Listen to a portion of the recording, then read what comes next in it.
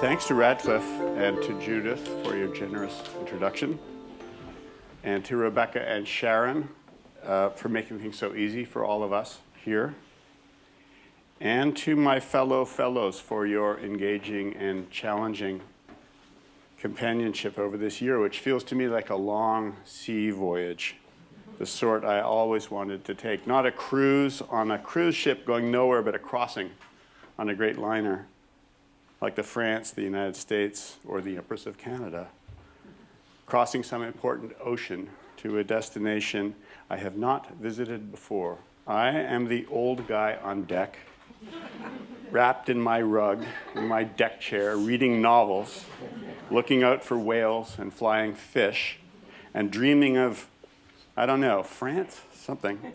It is wonderful being at sea with you people. So thank you.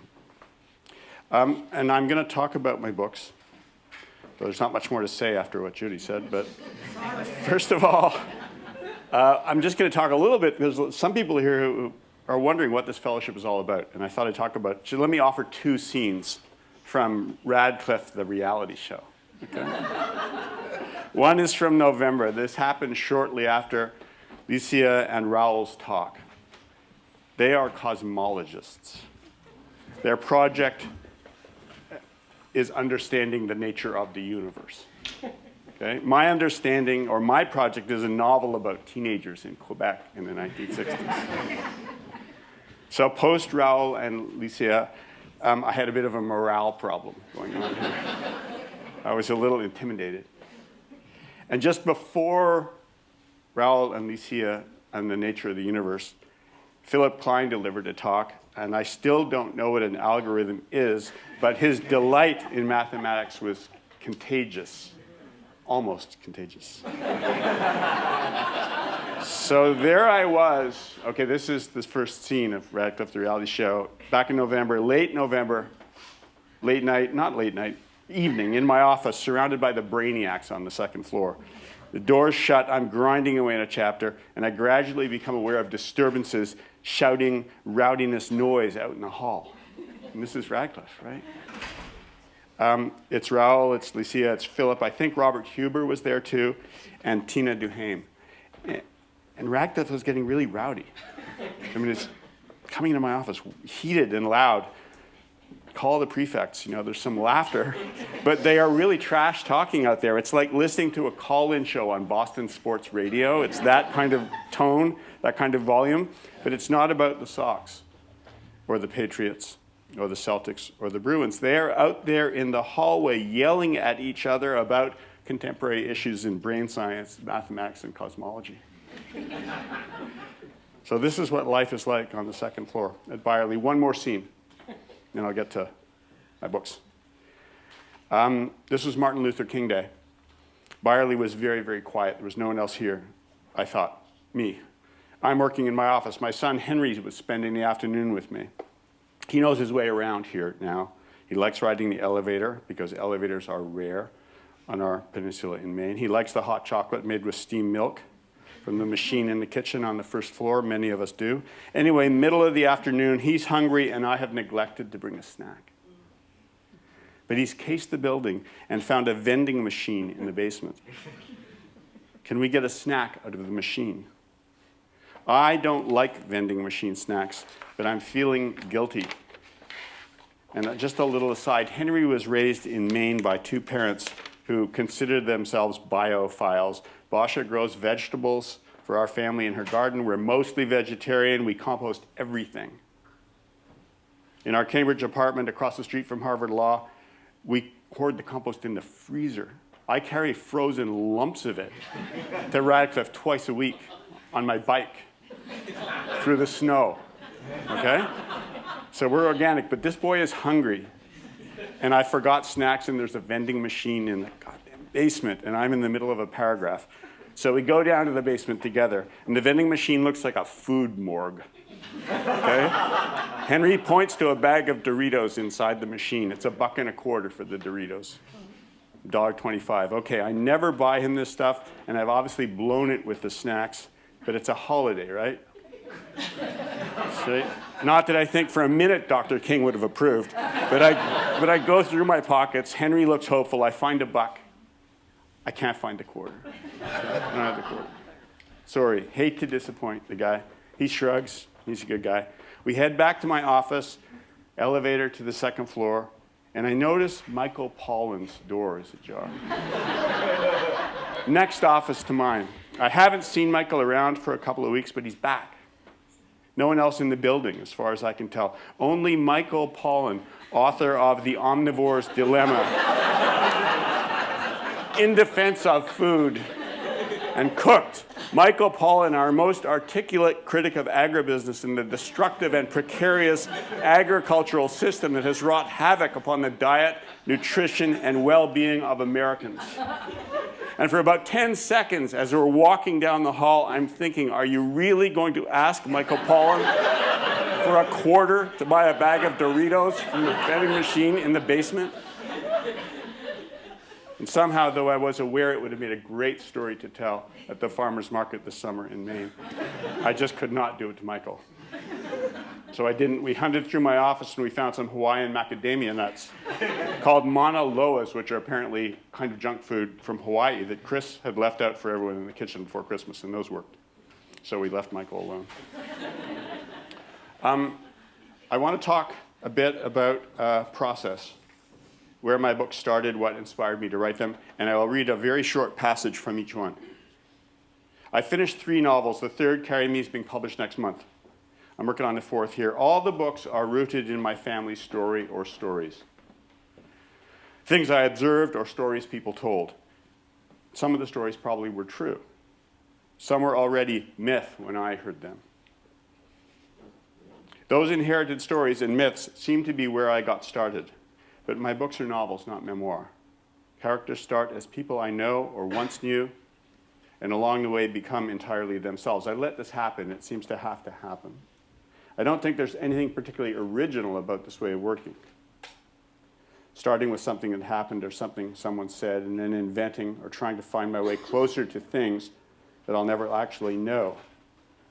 Writing fiction seems a more interesting and enlightening way to try to comprehend the dead generations and their various claims on myself than any other method of inquiry available to me.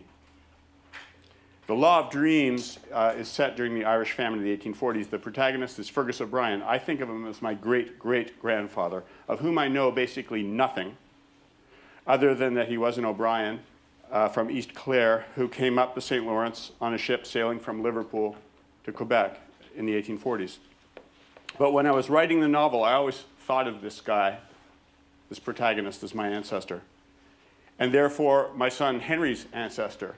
And that's Henry on his first day in Dublin, which is a big deal for me and for my family, walking in moose moccasins made especially for him by a woman, a Dene woman in northern Saskatchewan. So those are very Canadian feet he's putting out at Irish ground.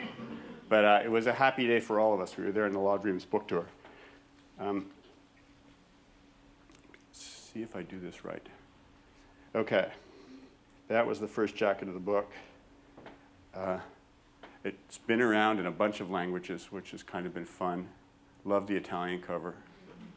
That's my grandfather. I don't remember anyone in my family ever talking about the famine, and I don't remember ever not knowing about it. In my family, we were not into being Irish.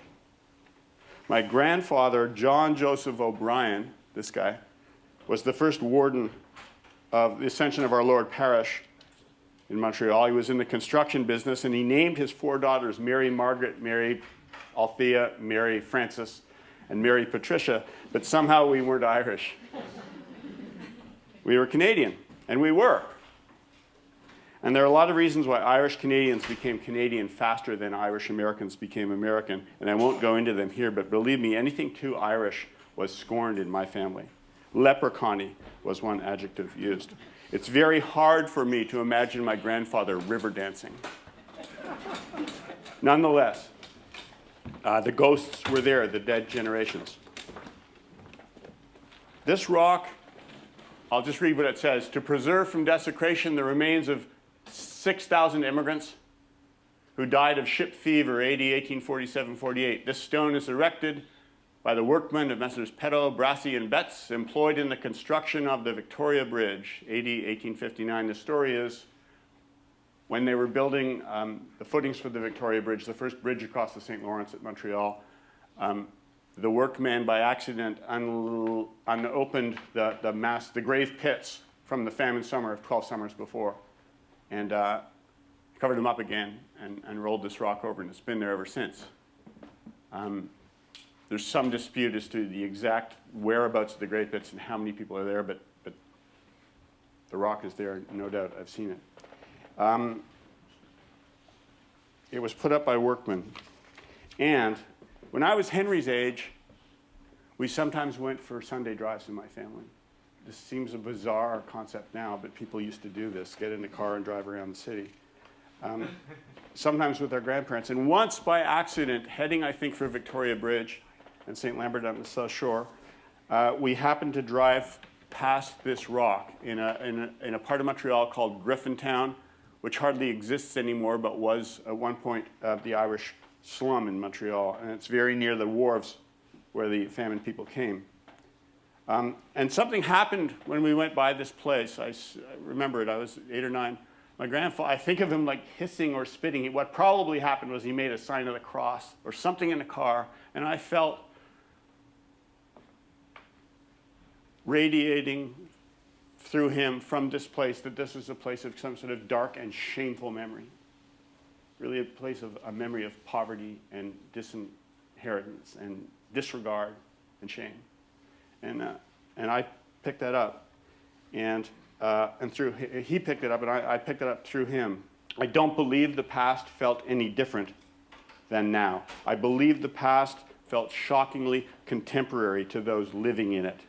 I believe they felt, as we do, that they were on the cutting edge of the human experience, careening into the great unknown of the next moment, next hour, next day. This is my way of saying, when I write about the past, I try to avoid teleology. The piece I'm going to read is set not in Ireland, a piece from Law Dreams, not in Ireland, but in Liverpool, in the fabulous complex of the Liverpool Docklands, which were built on the slave trade and the cotton trade.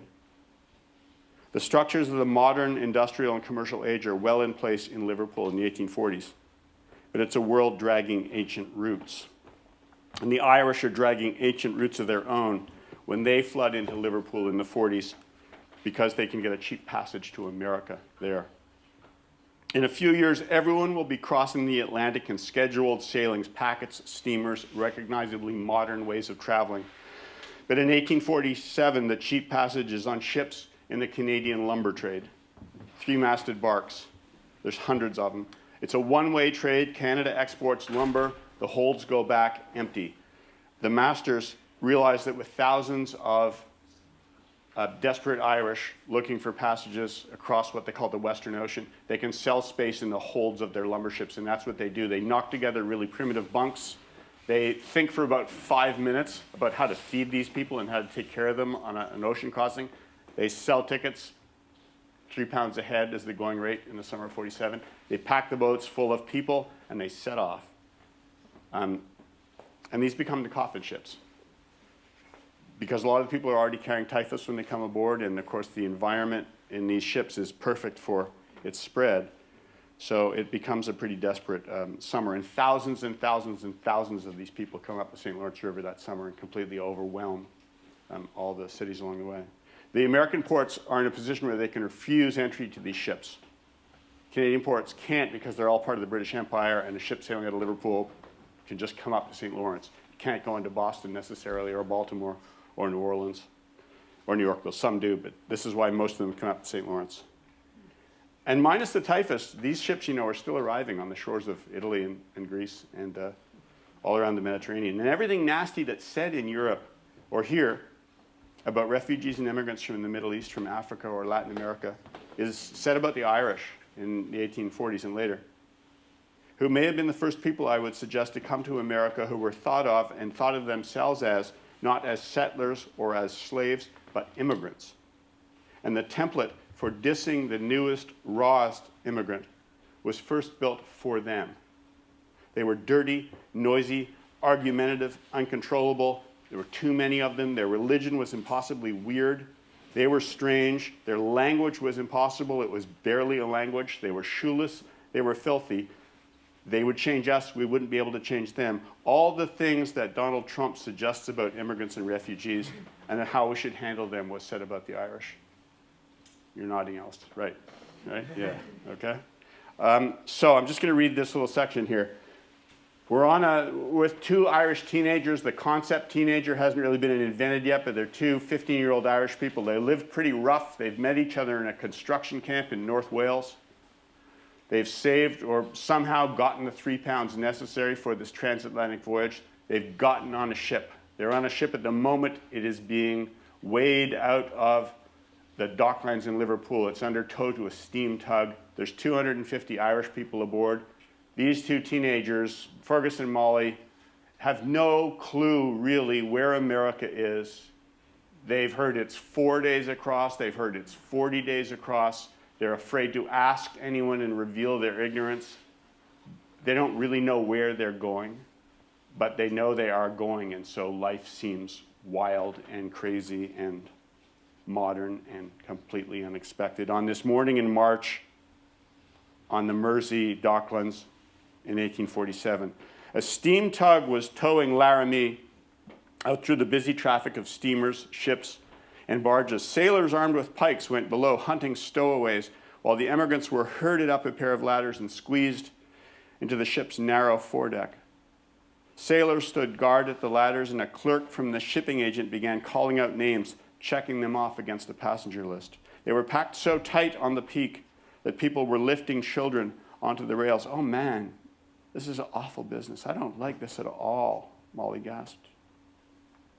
Never would he have pressed cattle so close. To distract himself from grasping panic he could feel rising in his throat, he stared up through masts, spars, and rigging to the white sky. Can you control the song of fear in your head? It never really goes away. You are wound with it like a French ticker.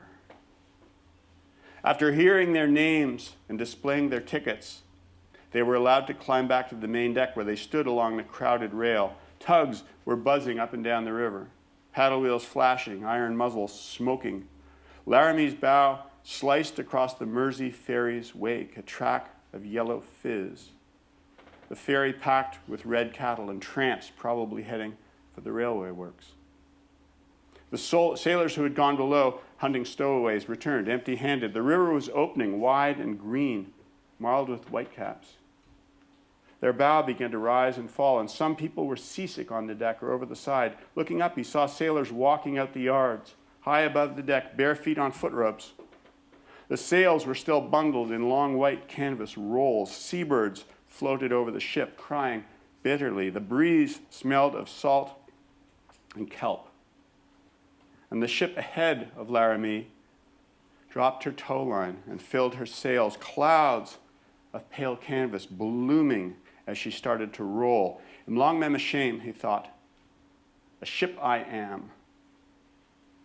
A little boat was maneuvering alongside. One of the boatmen tossed a line caught by a sailor, and the orange seller girls began going over the side on a rope ladder, dropping neatly into the little boat, which fell off, raising a red triangle of sail and making for the Birkenhead shore. "Goodbye, old England, you fucker," Molly said. "Goodbye, iron men, hard roads, bad sleep, sickness."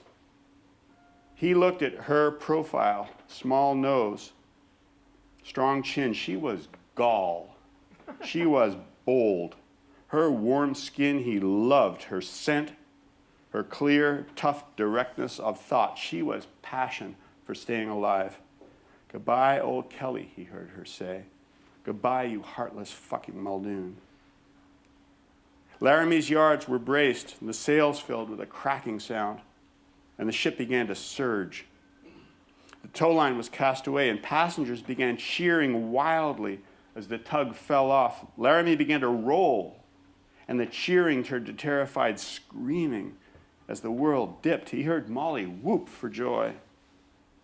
Cutting loose, the old, the everything, the country of the waves now, green and wild.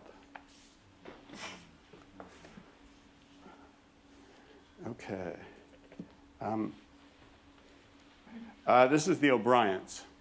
And I'm just going to go through. I always think Les O'Brien sounds like an Australian poet, but it's actually the name of my book in French. These are the O'Briens. There's just a couple of, some of them are kind of spooky. Uncle Jack. Frankie. That's a wild one. I don't know quite what was happening there, but that's my mother. It's not my father. Are you sure?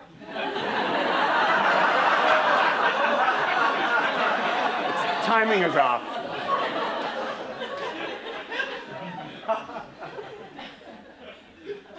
That's the church where my grandfather was first warden, and that's the coffin of his son. You don't find too many family pictures at funerals, but we've got them. I'm going to leave that one up there.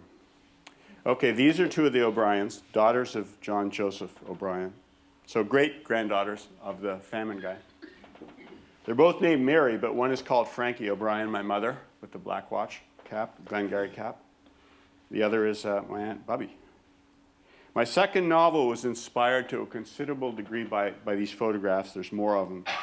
And by things I knew and did not know about my grandfather, John Joseph O'Brien's life and the lives of his children.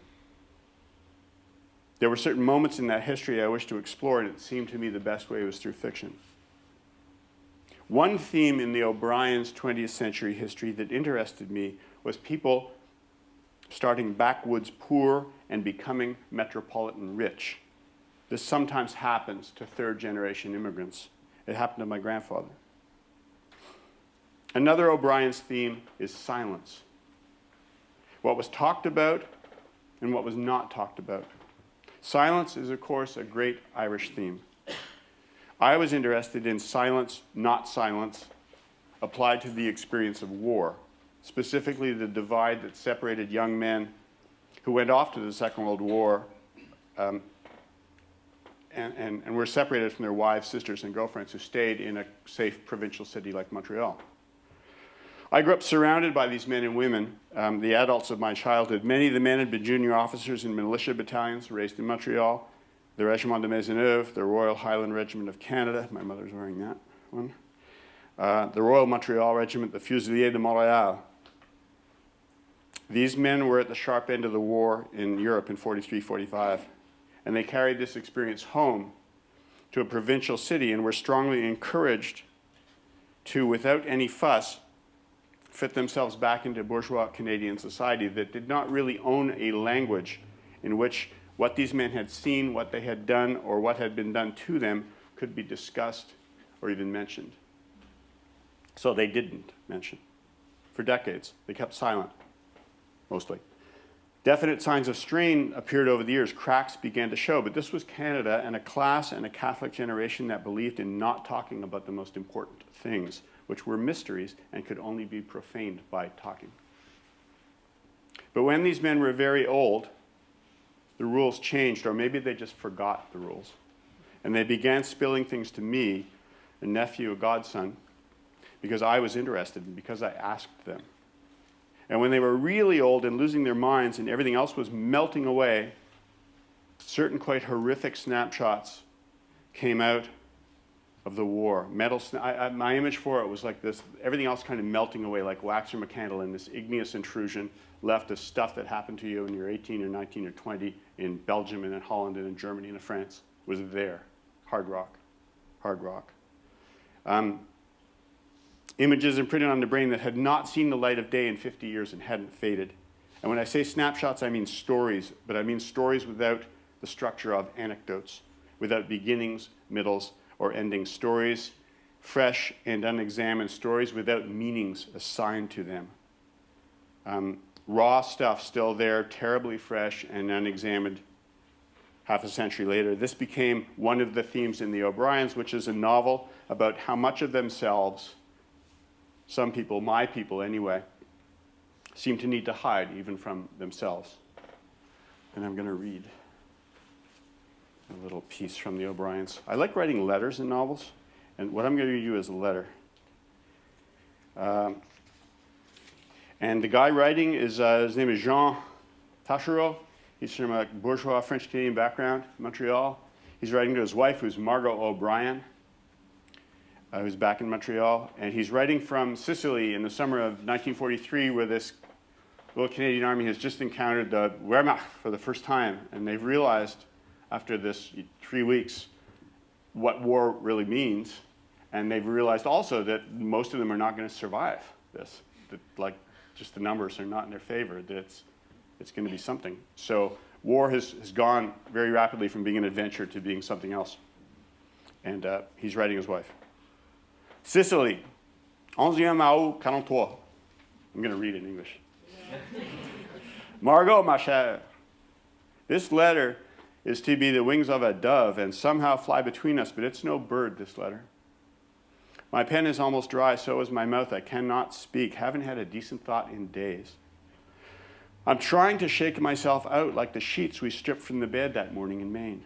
Shook them, left them in a bundle for the charwoman to wash and wring and hang where the sun and the clean breeze would cure them. You will never get me clean, Margot, I'm afraid. The sun here is the same sun as in Maine or Canada. I would not believe it, but I know it's true. There's a rifleman in Lieutenant Trudeau's platoon, Private Blais, a farmer's son from Arthabaska. I'll tell you about him later. Planes overhead, our planes, always. The Germans possess none, apparently. They say we own the sky. The people from brigade say we have beaten the Germans, only they do not know they are beaten. And therefore we, the infantry, will have to walk to Germany and remind them again every mile, every farm, every village, on each street corner. What clothes do you wear? Do your fingers touch this paper? Does the ink speak to you? How exactly are we connected, Margot? I feel more of a connection to certain bullets than to you. I'm thinking of your wrists now. I once knew my wife down to her bones. Do you have a sweet tan this summer? Come in Huron?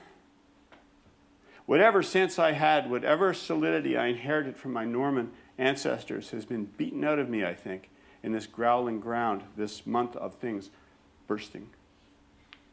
Let me dispose of my adjectives, please. In your arms, please, let me release them. Bloody, silly, fecal, loud, beaten, red, terror. You see, I slipped into nouns. So let me deliver a few more. You don't have to unwrap these, Margot. Just sign for them. Then you can put them away. Child, children, machine gun, anti-tank, 303, 88, tree burst, counterattack, head wound, prisoner, neck wound, aorta, femoral artery, battle.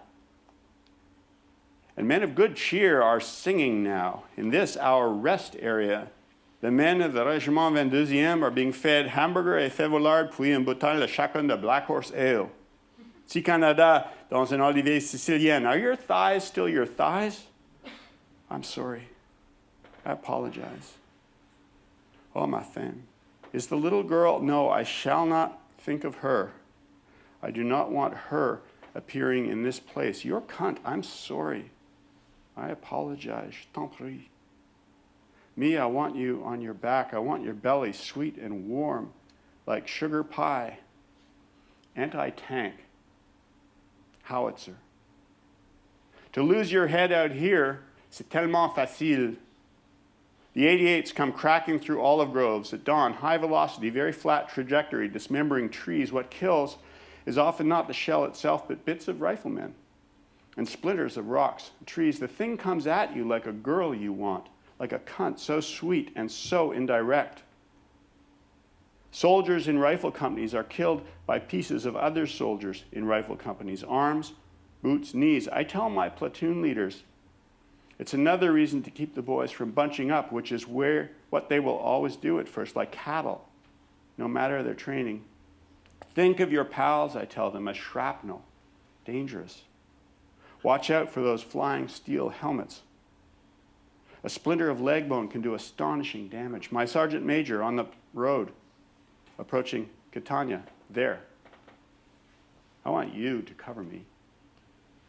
3 young German boys in a staff car on a road through the mountains.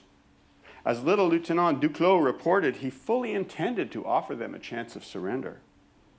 Only Corporal Dextrax offered them a lively talk from his Tommy gun instead, and the young lieutenant, that Jesuitical prig straight out of Collège Brébeuf, was quite cool delivering his report. He'll lose no sleep over dead Boche. It was the corporal, one of our best, a rugged forester from Mégantic, who was trembling and cursing.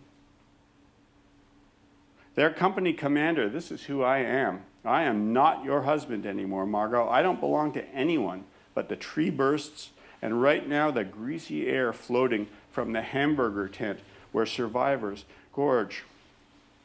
Replacements are due up tomorrow. For my company, 17 fresh men. Everyone is tired. The riflemen assure me there are beautiful famished girls alive in the cellars of Messina who will do it with vigor for a piece of cheese, and afterwards offer you a bottle of Marsala for one lousy Sweetcaps cigarette. That Blais, the rifleman I mentioned, the imbecile got his girl pregnant last year, just before going overseas. Her old man put her off to the Grey Nuns in Montreal, where she had the child and was forced to give it up and is now a slavey scrubbing floors for the sisters and very miserable. Her letter, which he showed me, is pathetic. Do they send girls in the country to school? This one hardly makes herself understood.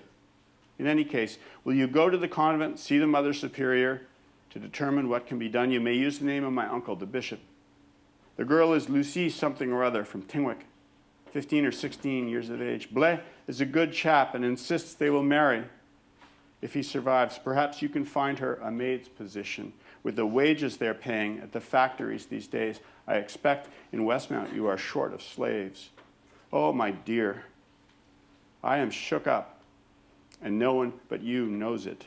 Forgive. Forgive. I give you my blood, my heart, my kisses for our girl.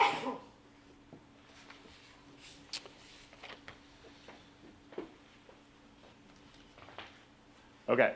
Someone said when this is a novel that's coming out next month, and it spooked me when I showed it to a class I was teaching this summer, the kind of prototype of the jacket. Somebody looked at it and said, Larry and me?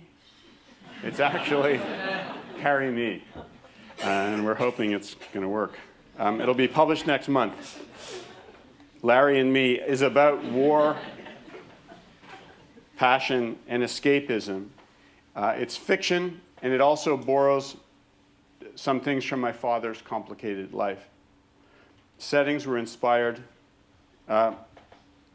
considerably by these photographs and by the stories attached to them. That's my father, the little guy down there in the corner, and his father, my Anglo-Irish German father, and his German father on the Isle of Wight on a sunny summer day in 1912. These pictures all kind of reek of Edwardian summer. The last light thereof. This is my grandparents on the Isle of Wight. This is the house they lived in, did not own, but lived in, where my dad was born on the Isle of Wight. All these pictures are taken before the First World War. That's Dad in the baby dress. Again, happy summer guy, happy summer.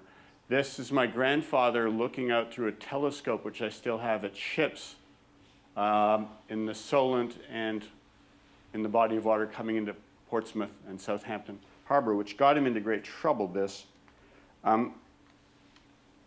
novel, and I'm going to get mixed up here because I'm talking about my father and I'm talking about the protagonist, and they're definitely two different things. But the protagonist of this novel, Billy, was born on the Isle of Wight at the tail end of Edwardian summer. On the day that England declared war in August 1914, his German father, my German grandfather, was arrested as about 50 men were through the British Isles on the orders of Winston Churchill, who was the First Lord of the Admiralty, arrested as a German naval spy and threatened with execution.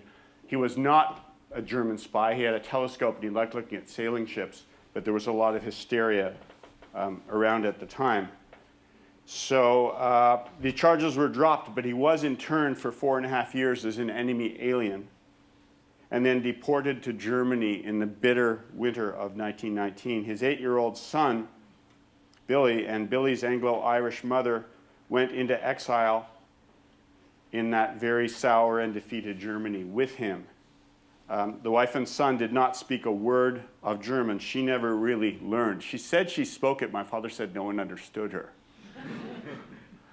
My dad and the character in this book learn their way into German and Germany and German culture by reading Karl May's Winnetou novels, which are still, I think, the most widely published and widely read books in the German language. These are Wild West tales set on the Llano Estacado in West Texas and New Mexico, and they feature a noble Apache chief, Winnetou, and his German blood brother there in buckskins, who's Old Shatterhand.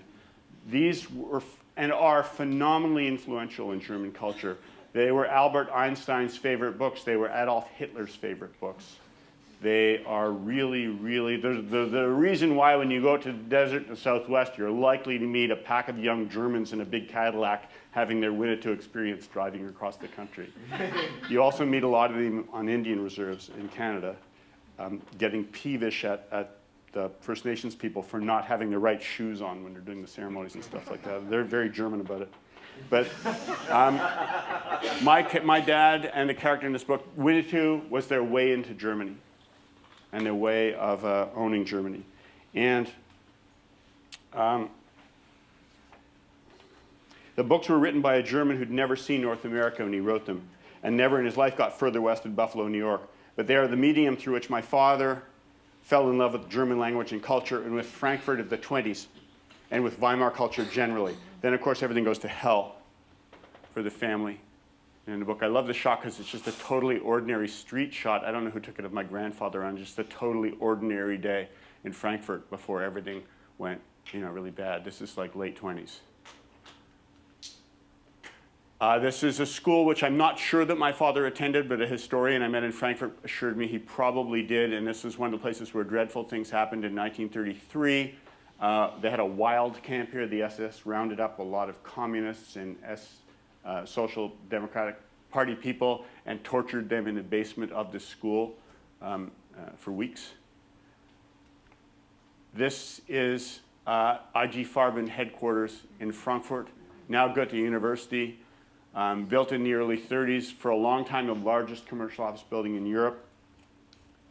And I'll tell you a bit about why I'm showing you the slide. Doing research, I learned my father's family had lived for a time on the estate of a rich Jewish family in Frankfurt, Baron von Weinberg and his Irish wife. The Baron was the grandson of an old clothes dealer from Breslau. His wife was Anglo-Irish and may have been related to my English-Irish grandmother. I'm not sure about that. But the Jewish Baron, as he was called in the press, was a chemist and a polo player, one of the richest men in Germany and one of the founders of the IG Farben cartel. And I believe he got my father his job at IG Farben in 1930 at a time when the German economy was collapsing and thousands of jobs were being lost, including even at IG.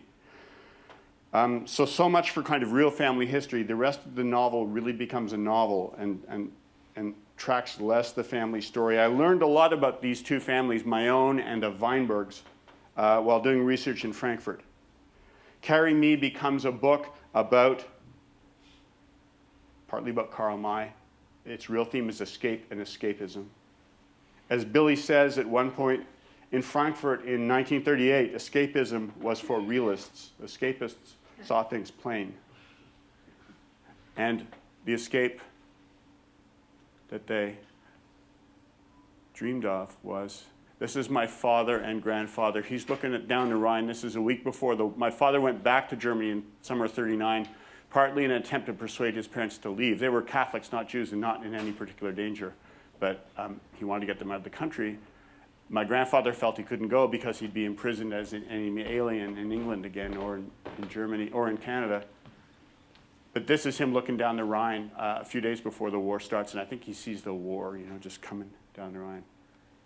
Dad's about to get across the border to Holland. But escape in this novel takes the form of the Llano Estacado, the imagined fantasy of West Texas. And New Mexico.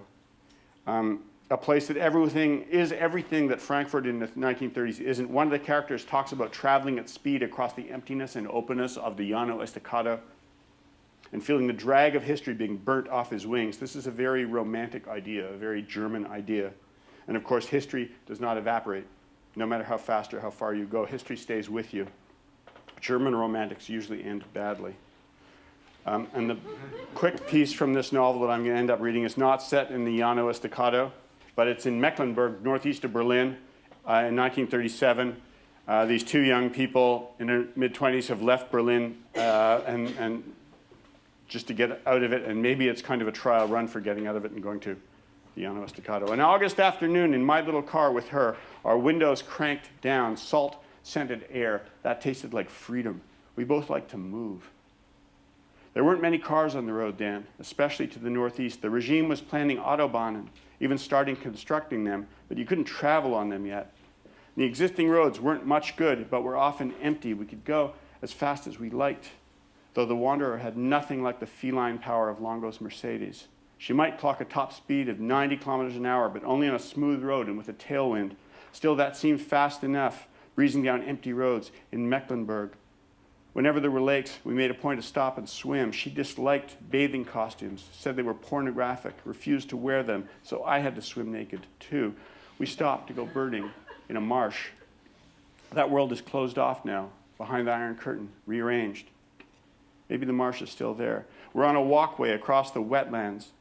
Silver gray planks strung together to make a narrow wooden path, perhaps a kilometer in length. So narrow, if we meet anyone coming from the opposite directions, passing will be tricky. This is a well-known birding locale. Hunters come up here too in season, but in summer it's people like us from Berlin or down from Rostock, armed only with binoculars, hoping to spot whooper cranes, egrets, night herons.